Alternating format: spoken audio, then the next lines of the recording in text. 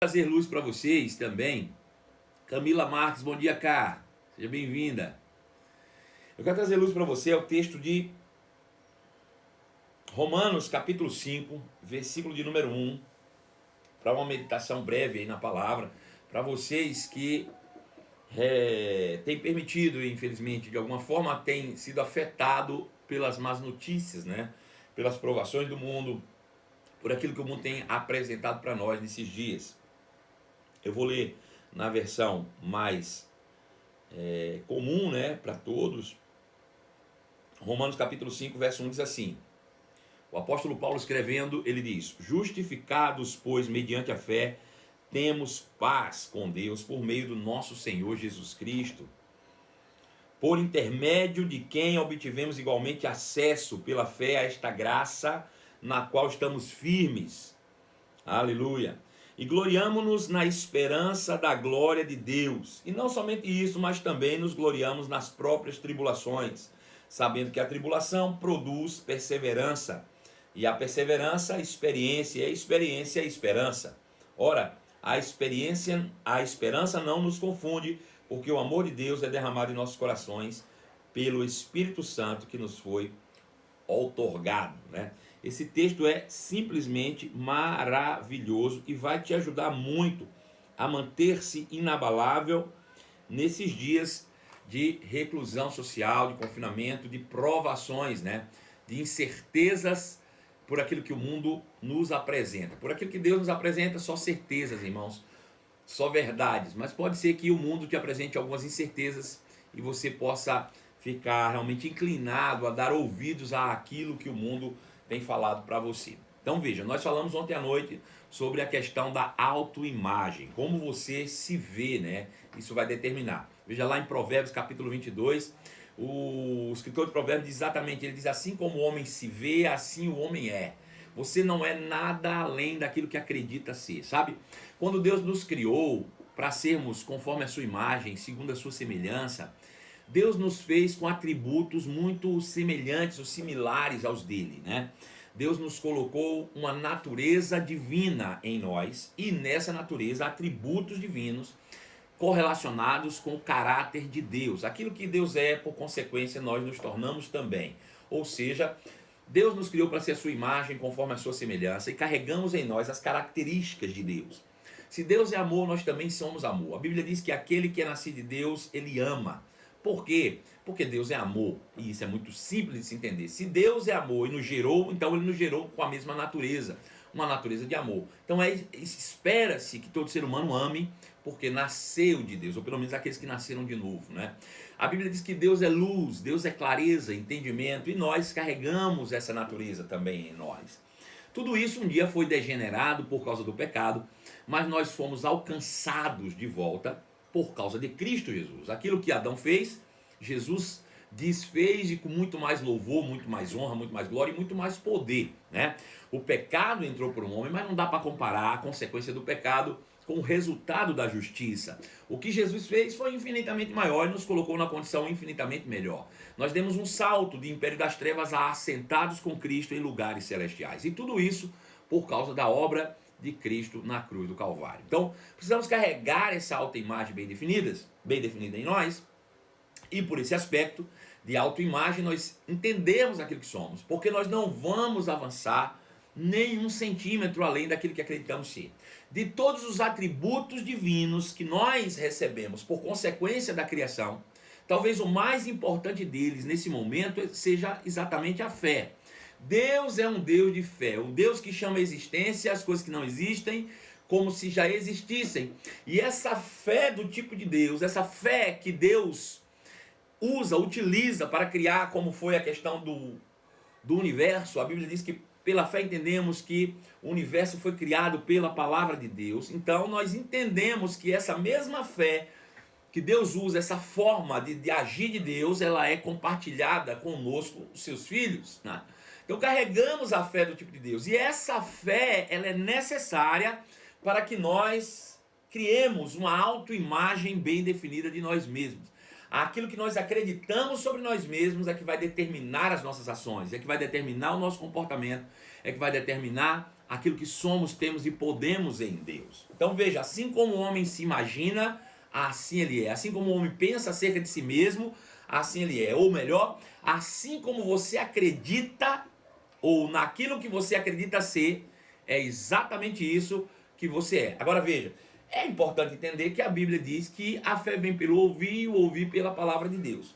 Se você olha para a antiga aliança e começa a buscar na antiga aliança a referência de quem você é, o que vai acontecer é que na antiga aliança o objetivo da lei era demonstrar o quanto nós éramos pecadores. Então é bem comum você olhar para a antiga aliança e se sentir um pecador.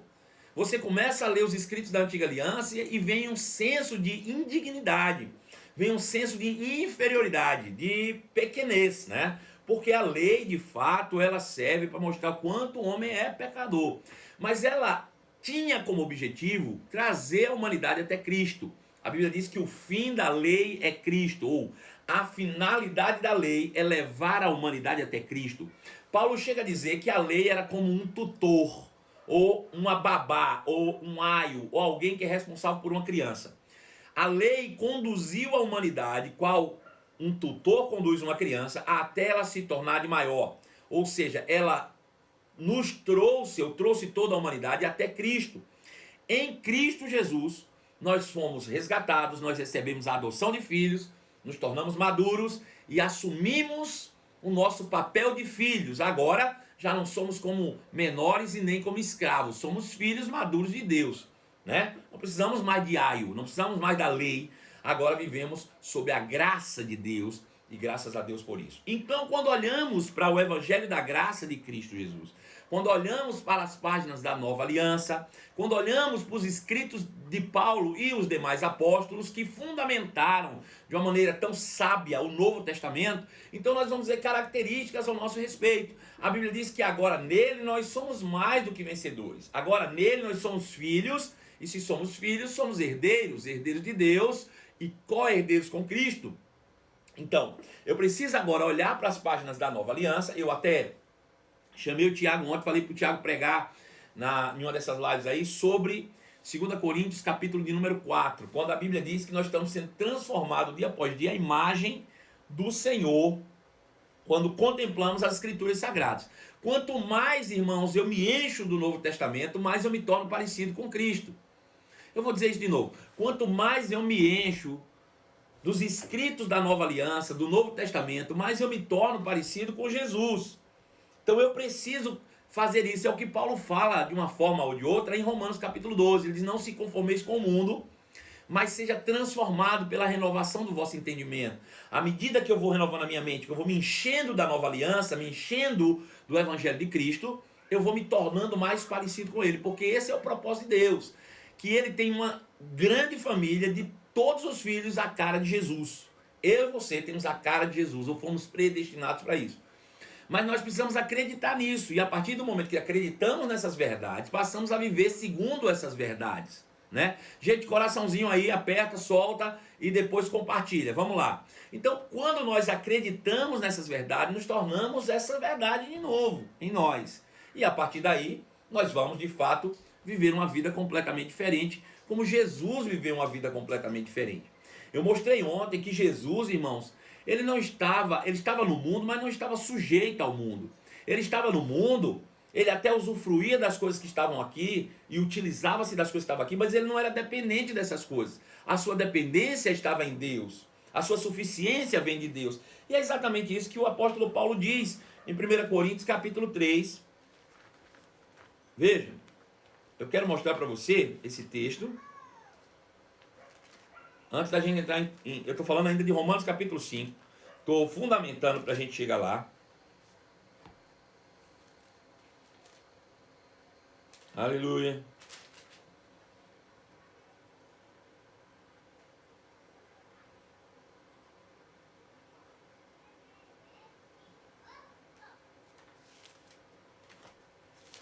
Só achar aqui para você, só um minuto. Vamos subindo aí.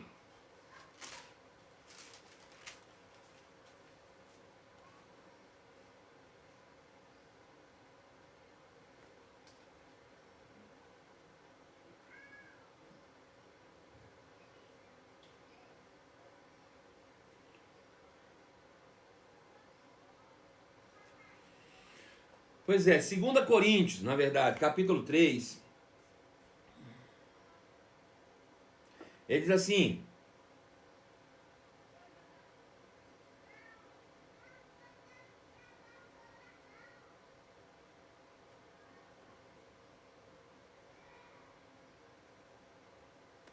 versículo de número 4, ele diz assim, ó: é por intermédio de Cristo que temos tal confiança em Deus. Veja, a gente afirmar que é a imagem de Cristo não é baseado nos meus feitos, não é baseado em quem eu sou, naturalmente falando. Ele diz: é por intermédio de Cristo que temos essa tal confiança. É com base no sacrifício de Jesus que nós, de fato, estamos firmados sobre essas verdades. Não é com base no que eu penso, é com base no que Jesus fez. Então ele diz, capítulo 3 de 2 Coríntios, versículo 4, é por intermédio de Cristo que temos essa tal confiança. Não que por nós mesmos sejamos capazes de pensar coisa alguma, como se partisse de nós. Pelo contrário, a nossa suficiência vem de Deus. A nossa suficiência vem de Deus. Veja o que ele vai dizer agora no versículo 6. O qual Deus nos habilitou para sermos ministros de uma nova aliança, não da letra, mas do Espírito, porque a letra mata, mas o Espírito vivifica. Você já ouviu essa frase alguma vez? Quem já ouviu aí essa frase? Porque a letra mata, mas o Espírito vivifica. Quem já ouviu? Dá uma sacudida de mão aí. Quem já ouviu? Eu vou entrar nesse texto aqui, para a gente entrar em Romanos 5. Quem já ouviu? Me fala aí. Que a letra mata, mas o Espírito vivifica. Maria do Carmo já ouviu, eu também. André da Fabiana, lá de Patos de Minas, também. Bossinanda, Fernanda Bosta aí também, Andresa, beleza. E o que é que ele quer dizer com isso? Quando ele diz que nós somos, né, a nossa suficiência vem de Deus, o qual nos capacitou para sermos ministros de uma nova aliança, não da letra, mas do Espírito, porque a letra mata, mas o Espírito vivifica. Não, o que quer dizer isso? O que quer dizer a letra mata e o Espírito vivifica? Quem é capaz de me responder aí? Vamos lá. Interage aí comigo. A letra mata, mas o Espírito vivifica. Quem é capaz de falar comigo aí? Tenta me responder aí. Quem vai me dar uma resposta aí boa? Vamos. Em poucas palavras, obviamente, por causa do tempo. Quem pode me responder aí? A letra mata, mas o Espírito vivifica. O que é que Paulo está querendo dizer com isso? Julinho Lorena está aí, lei e graça. É, Julinho, você é esperto, hein? Isso aí mesmo. Mas em suma, o que é que ele quer dizer com isso? Renatinho de Sem Peixe, lei e graça, tá certo. Fernanda Bossa está pensando ainda. Gente, vamos lá. Gente, é só você ler o texto. Se você ler o texto, você vai matar a charada do que Paulo está falando aí. Leia o texto que você vai ver.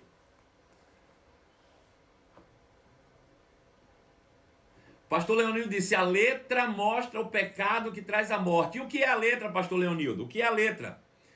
O que é a letra? A letra mostra o pecado. Sim, o que é a letra? Fala aí, está quase no caminho certo. Tanta informação e não dá no Espírito. Isso é o que a maioria diz, a lei, mas não é isso que a Bíblia está falando, não. A lei não é capaz de salvar, mas o Espírito da revelação produz salvação. A lei de Moisés, alguém falou, homem separado. A lei veio para voltar à ofensa. O Espírito ministra a nova aliança. Bom, é exatamente isso aí. Agora já pegaram o sentido da coisa. Deixa eu explicar o que ele está dizendo aqui. Ele diz, ó, é por intermédio de Cristo que temos tal confiança em Deus.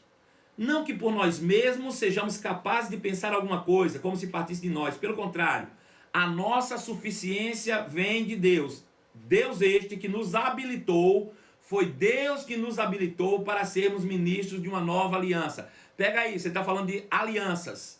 Ele diz, Deus nos habilitou para ser ministros de uma nova aliança. Não da letra. Não da letra o quê? Não da aliança da letra.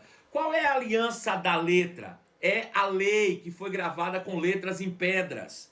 Ele diz, Deus não nos habilitou para sermos ministros da antiga aliança, que era a lei. É isso que ele está dizendo. Deus nos habilitou para ser ministro de uma nova aliança, não da velha. A velha é a lei. Ele diz, Deus nos habilitou para ser ministro de uma nova aliança, não da letra, ou não da antiga aliança, da lei, mas do Espírito. Aliança do Espírito. Qual é a aliança do Espírito? a nova aliança em Cristo Jesus, que foi gravada no nosso coração pelo Espírito de Deus. Porque a letra mata, ou seja, a antiga aliança só servia para mostrar o quanto você era pecador e o quanto você estava morto. Então, todas as vezes que eu leio a antiga aliança, eu me vejo como alguém incapaz de servir a Deus. Eu me vejo pequeno, eu me vejo morto. Eu me vejo morto. Quando eu leio a antiga aliança mostra que o homem está morto. Ele diz, a antiga aliança mata. Ou seja, mostra que você está morto. Ele disse, mas o Espírito, ou seja, a aliança do Espírito, mostra que Jesus já trouxe vida para você por meio da sua morte e ressurreição.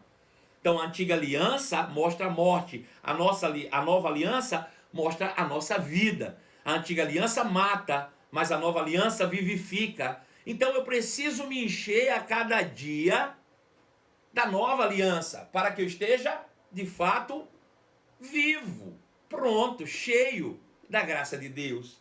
Aleluia! Agora veja, baseado nisso, veja, depois disso, nós vamos abrir Romanos capítulo 5, verso 1, ele diz, portanto, uma vez que fomos declarados justos, temos paz com Deus, por causa daquilo que Jesus Cristo, nosso Senhor, fez por nós. O que foi que Jesus Cristo, nosso Senhor, fez por nós? Ele morreu na cruz, tornou-se pecado por nós, para que nós nele fôssemos feitos justiça de Deus. Uma vez que fomos justificados, estávamos mortos, segundo o que Paulo diz em Coríntios, que é a antiga aliança, mas quando eu entro na nova aliança, entendo que Jesus fez a justiça de Deus em nós, isso me mostra que eu estou vivo e agora estou conectado com Deus. Agora eu tenho paz com Deus por meio daquilo que Jesus Cristo fez. Deu para entender isso? Veja, portanto, uma vez que agora pela fé fomos declarados justos, temos paz com Deus, estamos conectados a Deus por causa daquilo que Jesus Cristo fez. Veja, se antes de eu nascer de novo, antes de entender essas verdades, eu estava morto espiritualmente, separado de Deus, eu vivi uma vida à mercê do mundo. Nós falamos em algumas lives para trás, só para relembrar isso aqui, que existem duas formas de viver. Uma é baseada no sistema do mundo e a outra baseada no reino de Deus, que é baseada em princípios da palavra. Quando eu quero andar segundo a palavra, ou quando eu quero andar segundo o reino de Deus, eu ando segundo a palavra. Quando eu quero andar no Espírito, eu ando segundo a palavra. Se eu quiser andar segundo a carne, eu ando segundo o mundo, segundo o padrão natural do mundo. Deu para entender isso? Então veja, quando nós aceitamos a Cristo, lemos a nova aliança, entendemos quem somos, temos a oportunidade de viver uma vida diferente do mundo. Não precisamos viver como o mundo vive. E nem precisamos receber o resultado que o mundo tem. O mundo está em trevas, o mundo realmente jaz do maligno, mas nós não, nós estamos em Cristo, temos paz com Deus. E Deus está nos conduzindo pelo seu Espírito em triunfo todos os dias. Estamos avançando. Ele diz, foi por meio da fé que Cristo nos concedeu esta graça. Veja, uma graça, irmãos, eu não precisava fazer nada, apenas crer, foi Deus que fez tudo. Que agora desfrutemos com segurança e alegria, pois temos a esperança de participar da glória de Deus. Então veja, nós nascemos de novo, temos paz com Deus, e agora temos uma esperança de participar da glória de Deus, que vai ser revelada no tempo em que Jesus vier resgatar a sua igreja. Então veja, tem um tempo que separa aí, tem um período que separa o hoje até a volta de Cristo. Eu já sei que eu tenho uma esperança de participar da glória de Deus, mas eu preciso perseverar até lá, sem desistir da vida cristã. A Bíblia chega a dizer em Hebreus capítulo 10, verso 35, que se alguém desiste dessa vida cristã, Deus não tem prazer nenhum na vida dele, porque ele está retrocedendo para a perdição. Quem desiste da vida cristã em períodos de dificuldade está abrindo mão da salvação, está voltando para a perdição. Então, nós precisamos perseverar de forma incansável, independente do que o mundo esteja fazendo, gerando artimanhas para tentar nos resistir e nos parar. Nós precisamos avançar, né? Tá difícil da igreja entender isso, né? Pois é, eu estava falando ontem à noite, rapaz, se eu pudesse, eu abria a cabeça, fazia um download nas pessoas para ficar mais fácil, que se todos nós entendêssemos isso, ia ficar muito mais fácil. Veja só, Por meio da fé que Cristo nos concedeu essa graça, que agora desfrutamos na segurança, na expectativa, na esperança da glória de Deus. Também nos alegramos ao enfrentar dificuldades. Que alegria há em enfrentar dificuldades? Não seria muito mais fácil se não tivesse dificuldade nenhuma? Bom, seria. E tem jeito. Sabe? Se alguém chegar e dizer, pastor, eu aceitei Jesus, mas eu queria ficar logo livre do pecado, livre da doença, livre da miséria. Tem jeito? Eu digo, tem. Vou orar para você morrer e aí resolve o problema. Porque enquanto estiver no mundo, meu irmão, o mundo vai se levantar contra você, tentando impedir que você alcance aquilo que Deus diz que você tem. Entendeu? Se quiser ficar livre desses intempéries, beleza, basta morrer e ir para a glória. É a única forma de se livrar disso. Do contrário, a gente vai ter que enfrentar. Agora, ele diz, também nos alegramos ao enfrentar dificuldades e provações. Que alegria há em enfrentar dificuldades e provações? Ele diz, porque nós sabemos que as dificuldades e as provações contribuem para desenvolvermos perseverança. Ora, perseverança, irmãos, é resiliência. Vamos trocar essa palavra aqui para você entender. A resiliência é uma força que te reconstrói, que te levanta, que te motiva, que te coloca para cima e te faz avançar a cada dia em direção ao teu propósito de vida, né? Então a perseverança ela é produzida mediante as resistências. O mundo vai tentar te resistir de uma forma e de outra. O mundo vai tentar te apresentar um quadro negativo. O mundo vai tentar mostrar para você de forma natural que não é bem assim aquilo que você leu na Bíblia. Mas isso vai produzir em mim perseverança. Eu vou continuar avançando, independente do que o mundo esteja me propondo. Eu estou crescendo, eu estou avançando. Eu não quero saber, eu fico com aquilo que a Bíblia diz. E eu vou avançando dia após dia. E essas dificuldades é que produz essa perseverança em mim. Então, já que produz perseverança, eu tenho que me alegrar quando a dificuldade chegar. Porque eu estou sendo suprido com perseverança. Mas para que serve a perseverança, pastor? Para que serve a perseverança? Ele diz, a perseverança produz um caráter aprovado. Um caráter aprovado. A gente só vai ter um caráter aprovado mediante a desenvolver perseverança. E a perseverança ela só vem por meio de resistência. Né? Eu falava ontem em uma das nossas lives o seguinte. Eu aposto aqui que ninguém que está me ouvindo agora, dos que estão aqui, já teve um tempo em sua vida que orou mais do que agora. Ou que já ouviu mais a palavra do que nesses dias. Tem alguém aqui que já passou por alguma coisa que precisou orar mais do que eu que está orando agora e precisou mais e ouviu mais a palavra do que eu está ouvindo agora? Certamente que não. Agora veja, se você orou esse tempo mais do que você orou na sua vida inteira, e se você se encheu da palavra nesse tempo mais do que você se encheu na vida inteira, isso mostra que hoje você é mais crente do que o que você era antes. Ou não? Ou está piorando depois que tu ora e se enche da palavra? Tá piorando ou tá melhorando? Fala aí para mim. Hã? Esse tempo agora, tu tem ouvido mais e tem se enchido mais da palavra. Tem melhorado ou piorado? Fala aí para mim. Melhorado ou piorado?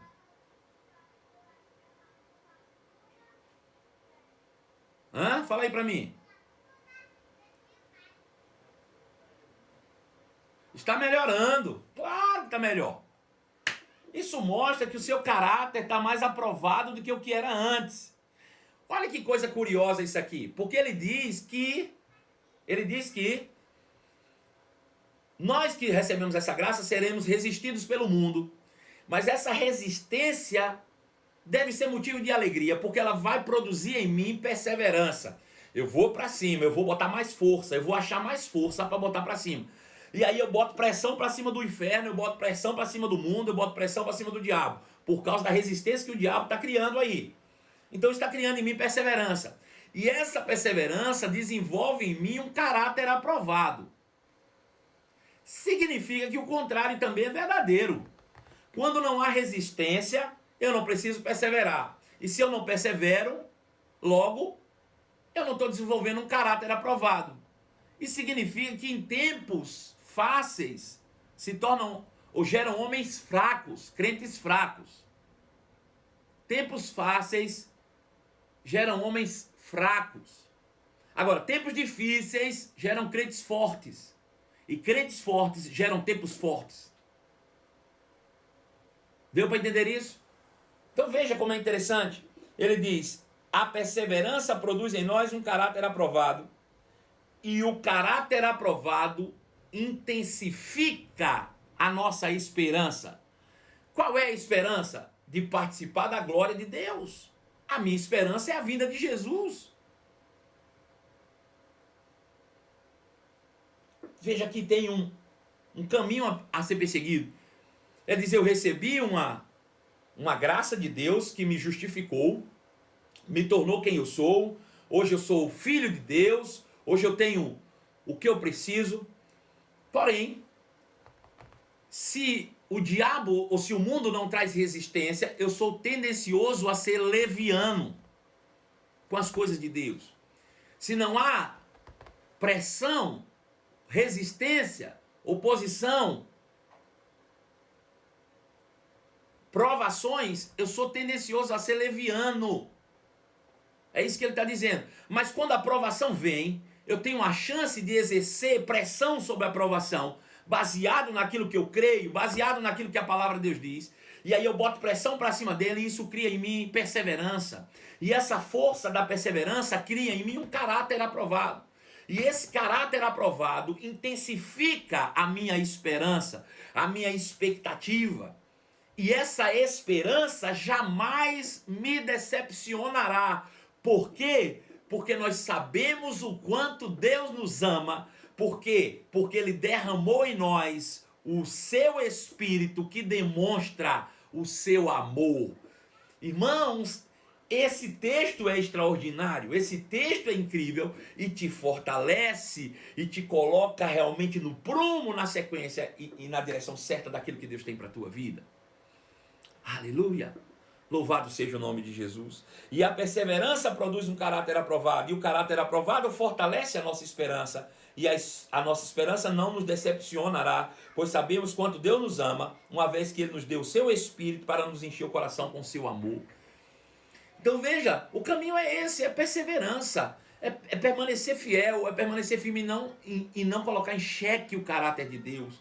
Não colocar em xeque a palavra de Deus. Não colocar em xeque, irmãos, aquilo que a palavra de Deus fala. E permanecer inabalável, permanecer firme. Permanecer, irmãos, de maneira retilínea no caminho da paz e do sucesso em Deus. Deus está cuidando dos seus filhos. Deus está cuidando da sua igreja, irmãos. Em nome de Jesus. E é isso que nos fortalece dia após dia. Amém, meu irmão? Aleluia. Então veja, pastor, o que mais podemos fazer nesse tempo? Bom, orar, se encher do Espírito e se encher da palavra. É isso que vai nos fortalecer dia após dia para perseverarmos, para desenvolver essa perseverança. É só isso, né? Eu quero agora, já estamos partindo para o final da nossa live, faltam só 20 minutinhos, e eu quero entrar num assunto agora aqui bem pontual e específico, né? Algumas pessoas me enviaram mensagens aqui, eu nem respondi as mensagens lá no Instagram ou no Stories. Eu queria falar para você aqui pessoalmente. Veja, algumas pessoas têm me falado, pastor, fala um pouco sobre jejum, qual é a importância do jejum, devemos ou não devemos fazer jejum, né? Veja, a primeira coisa que eu preciso falar sobre isso é que você precisa ter conhecimento, sabedoria, entendimento espiritual sobre essa questão chamada jejum, né? Eu não vou falar de ninguém, vou falar de mim, né? Eu, antes de conhecer a palavra da fé, né? Eu acredito que a maioria de vocês também, quando me converti, aprendi algumas coisas de cara na igreja. Uma delas é, você precisa orar. E me ensinaram a orar. Outra coisa é, me ensinaram a jejuar. Me ensinaram a ir para o monte. Me ensinaram a fazer campanha. Me ensinaram a fazer um monte de coisas que são bem triviais no meio da igreja. Agora, ninguém me ensinou sobre fé, por exemplo, que é o fundamento da vida cristã. Então, mesmo antes de eu entender qualquer uma dessas coisas, eu preciso entender a fé. E que se a nova aliança está baseada no que Jesus já fez e não no que ele vai fazer, então eu só preciso crer no que ele fez. E eu já tenho acesso a tudo o que ele conquistou. Essa é a condição. A Bíblia diz que sem fé é impossível agradar a Deus. A Bíblia não diz que sem oração é impossível agradar a Deus. A Bíblia não diz que sem campanha é impossível agradar a Deus. A Bíblia não diz que sem jejum é impossível agradar a Deus. A Bíblia diz que sem fé é impossível agradar a Deus. Sem fé. Então, fundamento da vida cristã é a fé em Deus. Das doutrinas elementares de Cristo é a fé em Deus. Então isso pra gente é o que é mais importante hoje, saber que tudo que nós vamos tomar posse, que tudo que nós vamos viver está baseado na fé. O apóstolo Paulo, usando-se do texto de Abacuque, capítulo 2, verso 2, ele diz assim, porque o meu justo viverá pela fé, e única e exclusivamente pela fé. Se nós somos justos, fomos justificados por Cristo, temos uma carreira para correr, com perseverança, desenvolvendo nosso caráter aprovado, fortalecendo a esperança, tudo isso é feito pela fé. Pela fé. Agora veja, dentro do aspecto da vida de fé, existe um monte de outras coisas que precisamos fazer pela fé. Por exemplo, orar é um ato de fé, e você precisa orar cotidianamente. Orar é ter comunhão com o Pai, comunhão com Deus, de forma cotidiana. Então, eu preciso orar e isso é um ato de fé. Oração é um ato de fé. Pastor, e se eu quiser ir para o monte? Você pode ir para o monte, não tem problema nenhum. Se você quiser se excluir um pouco da sociedade, vai orar no monte. Desde que você não ache que o poder esteja no monte. O poder está em você e na fé que você crê na palavra. Quando você vai para o monte, você só está indo para um lugar diferente. Ponto final. Não existe diferença de você orar no monte ou orar no quarto. Tanto faz. Se você quiser orar no monte, beleza. Jesus tinha seus momentos de reclusão e ele ia para uma caverna, ele ia para um monte, porque ele queria ficar sozinho. Ponto final. Esse é o objetivo de se orar, mas é pela fé, ok? Bom, outra coisa. Jejuar é bíblico, claro. Para a nova aliança, sim, também.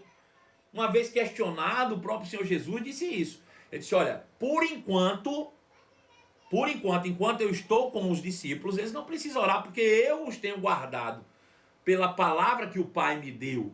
Mas quando eu for tirado deles, então eles precisarão jejuar e orar. Então, jejum é bíblico, completamente bíblico, né?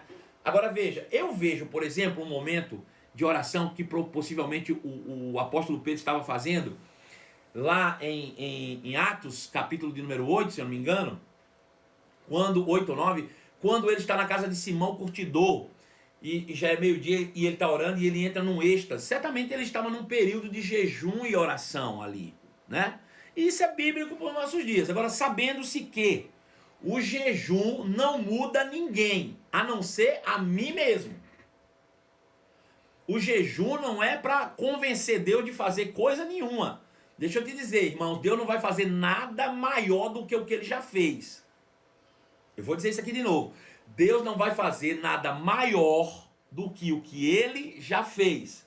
Pastor, o que foi que ele fez? Entregou o seu filho para morrer na cruz do Calvário por nós pecadores, para que todo aquele que nele crê não pereça, mas tenha vida eterna.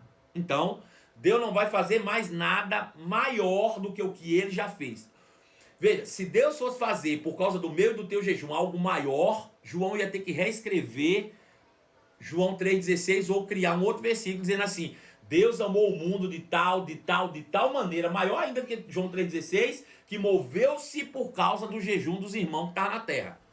Né? Quando ele diz Deus amou o mundo de tal maneira que deu seu único filho, ele está dizendo, ó, não existe comparação, não existe nada além do que isso que Deus já fez. O ato de Deus ter entregado seu filho naquela cruz para morrer por nós é o ápice do amor. É o ápice, é a coisa mais extraordinária, maior, mais alta que você possa ver na sua vida. Foi isso. Deu para entender? Então Deus não vai fazer mais nada além disso. Agora, veja. Eu também não quero dizer que o jejum não seja bíblico. O jejum é bíblico e precisa ser feito. Bom, então nós já sabemos. O jejum é bíblico, precisa ser feito, deve ser acompanhado de oração, né? Eu acredito, e aí é um posicionamento pessoal meu, o jejum sem oração nada mais é do que dieta, né? Então, já que vai fazer jejum, acompanhe o seu jejum com um período de oração. Por quê? Porque quando você está fazendo jejum, você está mortificando os feitos da carne, mortificando a sua carne, e quando você ora no Espírito, você está trocando segredos com Deus. Veja que você está fazendo uma ação dupla. Eu estou mortificando a minha carne e evidenciando o meu Espírito. Eu estou trazendo coisas, clarezas ao meu coração, e outro, estou me tornando mais sensível ainda às percepções espirituais para tomar direções, para orar de maneira coerente, correta, para ficar mais sensível às mazelas que o mundo tem vivido, para interceder com mais clareza pelas coisas. Então, isso tudo precisa ser entendido e vivido, né, na sua totalidade. Então, jejum é bíblico e jejum deve ser acompanhado da oração, para que você mortifique a sua carne, mas ao mesmo tempo você seja instruído pelo Espírito de Deus, inspirado pelo Espírito de Deus, até mesmo como orar. Agora veja, eu falei tudo isso para chegar aqui, porque nós temos um jejum proposto para amanhã, dia 5 de abril, né? Tido como uma convocação especial do nosso presidente da República. Pastor, devemos ou não fazer? Bom, meu irmão, a fé que tens, tenha para ti mesmo. Eu, particularmente, Marcelo Carvalho, acho excelente que um país se curve diante de Deus para orar e jejuar, ou jejuar e orar, né? Por um tempo, para que percebamos espiritualmente o ambiente que estamos inseridos nele. E aí vai entrar um monte de viés, eu sei que talvez eu seja até criticado com isso, político, ideológico, dizendo, um absurdo, isso é só politicagem. Bom, se eu entrar na pilha de achar que a convocação do nosso presidente é um ato político, eu já estou mais errado do que o presidente. Por quê? Porque eu estou julgando. Eu não tenho como saber a intenção do coração de ninguém. Como é que eu vou julgar se o cara fez isso politicamente ou não? Então eu preciso, como crente, agir como crente. E como crente eu espero o melhor das pessoas. Eu prefiro um presidente, desculpa a expressão que eu vou usar aqui, mas eu prefiro um presidente, meu irmão, que convoca a nação para jejuar e orar, mesmo que ele não tenha entendimento, e eu vou abrir um parêntese aqui. Se tem 90% dos crentes acredita que se jejuar Deus vai mudar a situação, o que eu posso esperar do nosso presidente, que não é pastor e não é expert? Ele está fazendo o que ele acredita ser verdade, o que ele foi instruído naquilo que ele fez. Agora, eu prefiro um presidente que convoca a sua nação para curvar os seus joelhos, orar e jejuar, de que um presidente ou presidentes que sai do nosso país e vai para Moçambique fazer trabalho de macumbaria. Porque é isso que a gente viveu algum tempo atrás. Eu prefiro, vou dizer de novo, tá? Eu apoio o meu presidente que me convoca a curvar o meu joelho e orar e jejuar. E eu prefiro isso de que ter políticos, irmãos, que procuram centro de macumba lá em Moçambique para garantir os seus mandatos. Você quer ficar com quem? Então, cada um faça de acordo com a sua fé. Cada um faça de acordo com a sua fé. Mas seria muito bom e muito interessante que nós nos curvássemos amanhã em oração. Porque é a primeira vez no nosso país que a gente tem um presidente convocando a nação. Não é para adorar Maloque, não é para adorar o diabo. É para jejuar para o nosso Deus. Eu sei que o jejum não muda Deus, eu sei, mas ele não sabe. E eu não posso esperar dele a sabedoria que eu tenho.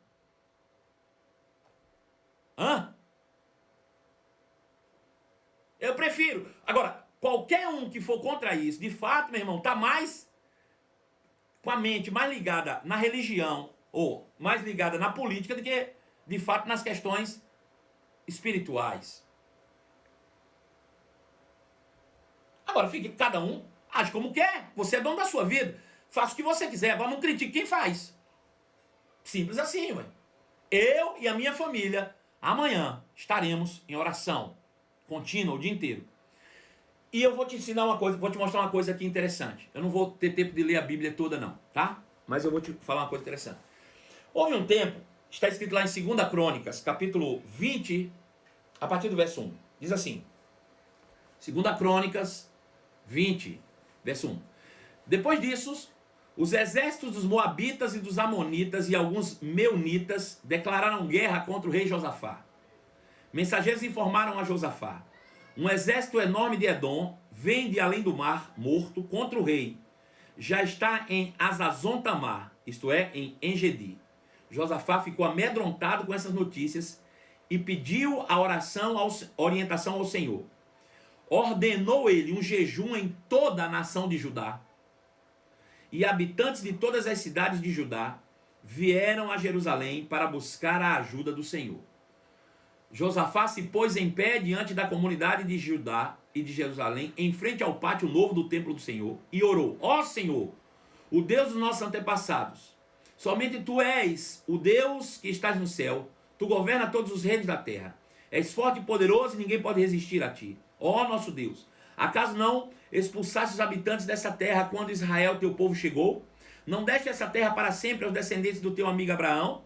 Teu povo se estabeleceu aqui e construiu esse templo em Tua honra e Teu nome. Disseram: enfrentamos algumas calamidades, como guerra, praga ou fome.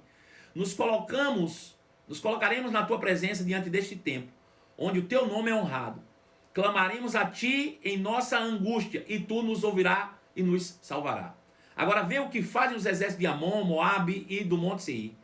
Tu não permites que nossos antepassados invadissem essas nações quando Israel saiu do Egito. Por isso os israelitas se desviaram deles e não os destruíram. Vê como nos retribuem. Vieram nos expulsar da nossa terra, que nos deste por herança. Ó nosso Deus, não os castigará por isso.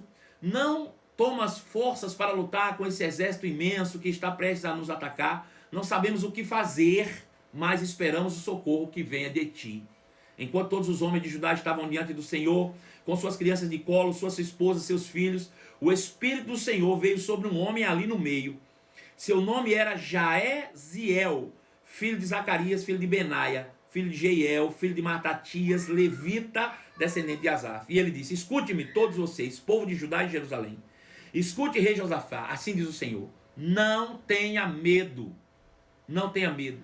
Não fique desanimado por causa desses exércitos imensos, pois a batalha não é sua, mas de Deus.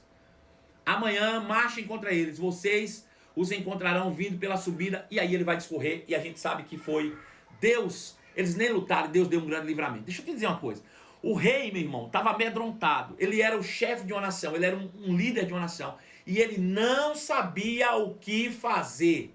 E ele poderia ter buscado qualquer solução, mas o que é que ele fez? Ele disse: sabe de uma coisa? Eu não sei o que fazer. Nós vamos convocar todo mundo e colocar todo mundo em jejum e oração, e Deus vai se manifestar. Talvez seja isso que o nosso presidente está buscando, meu irmão.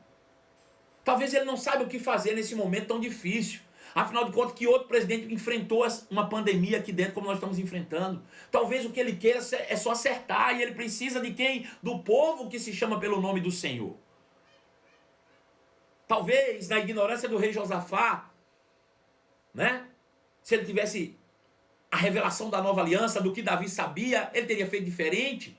Mas ele não sabia, o que ele fez, convocou um jejum. E a Bíblia diz que no meio da sua busca, Deus se revela por meio de um profeta.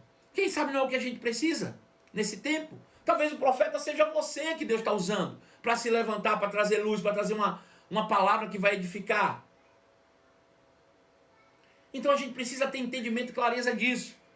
Eu garanto para você que ninguém vai morrer por fazer um jejum, a não ser aqueles que são declaradamente opositores ao presidente da república. E deixa eu te dizer, a Bíblia não manda você crente ser opositor, não. A Bíblia diz que você tem que ser um intercessor pelo teu presidente. Se você já é opositor e não é intercessor, você já está contra a Bíblia, você já está em pecado. A Bíblia diz que nós devemos orar pelos reis da terra, pelos que exercem autoridades. E a autoridade máxima do nosso país é o nosso presidente. Nosso papel como crente é orar por ele nesse momento. É isso que a gente deve fazer. Talvez realmente eu estou dizendo que ele é a pessoa mais sábia do mundo. Não, e não é mesmo, a gente tem visto aí muitas vezes. Mas na sua ignorância, em vez de ele buscar feiticeiras, em vez de ele ir para Moçambique buscar obra de macumba, ele está convocando os crentes para orar. E os crentes estão achando ruim o quê? Pelo amor de Deus. Crente também não se decide o que quer. Vocês querem que ele busque o diabo? Vocês querem que ele busque quem? Pelo amor de Deus, rapaz.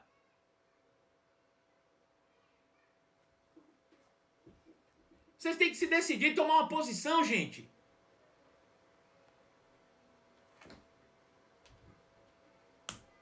Então fica aí a minha dica para você. Agora, cada um faça segundo a sua fé. Cada um tem fé para fazer o que quer, o que bem entender. Você é dono da sua vida. Não diga que foi o pastor Marcelo que mandou você falar, não. Eu estou falando de mim. Eu sei o que eu e a minha família vai fazer. O que você vai fazer, eu não sei. Né? Eu já sei o que eu vou fazer. Eu vou servir ao Senhor. Já tomei a minha decisão faz tempo, ó. Você eu não sei, mas eu e a minha casa serviremos ao Senhor. É isso que eu vou fazer. E vou botar hoje ainda aqui no meu Instagram. Eu e minha casa serviremos ao Senhor. Eu não vou servir a deuses do mundo, não. Eu não vou para Moçambique atrás de macumbeiro, não. Eu vou servir ao Senhor. Eu vou curvar o meu joelho junto com a minha família amanhã. E vou orar ao Senhor. E vou consagrar a minha vida ao Senhor amanhã. Em nome de Jesus. Né? Porque é isso que eu acredito por verdade. E eu acredito que realmente o socorro deve vir do Senhor. No poder do nome de Jesus. Amém? Então essa live acaba aqui dessa maneira. Se você quiser falar mal de mim, pode falar, não tem problema não. Bota aí no meu direct que eu não vou ficar com raiva de você não. Eu gosto também de quem pode falar. Pode falar, não tem problema não. Fala aí. Né? Se eu falei alguma besteira, alguma bobagem, fala aí também. Não tô preocupado não. Pode falar, eu recebo críticas também, não tem problema nenhum nisso não. Mas uma coisa eu sei, eu assumo as minhas posições. Né? Eu e minha casa serviremos ao Senhor. Estaremos de jejum sim amanhã. Eu e minha casa. E em oração. Não para Deus, para mudar Deus em alguma coisa, não. Mas em consagração e em honra pelo presidente do nosso país, que nos convocou a isso hoje, no poder do nome de Jesus. Tá bom? Faz você aí o que você achar que deve, junta a sua casa e coloque a sua casa como você acha que deve fazer, né? No mais, cada um, meu irmão, tem a sua própria fé e vai responder pelos seus próprios atos. E é isso que é, tá bom? Amo vocês. Beijo no coração. E até logo mais às 23 horas na nossa live de hoje. Porque aqui é assim, tem live todo dia. É como remédio. De 12 em 12 horas comigo. Com você. Beijo no coração, amo vocês. E até logo mais. Tchau, fui.